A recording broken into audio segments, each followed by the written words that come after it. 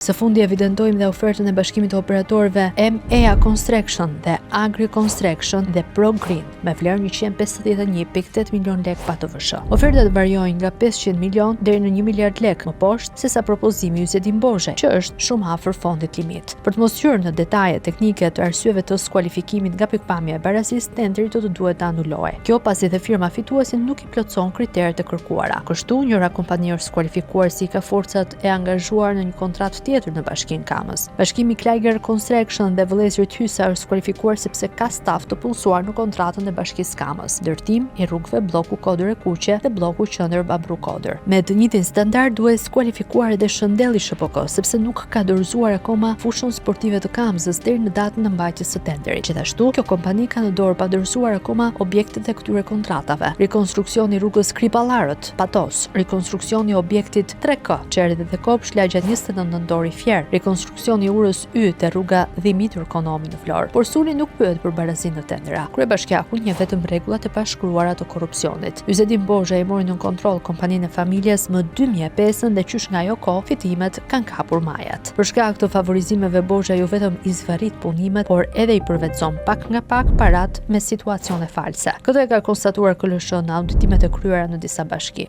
Ju pëlqeu kjo video? Atëherë bashkohuni me ne.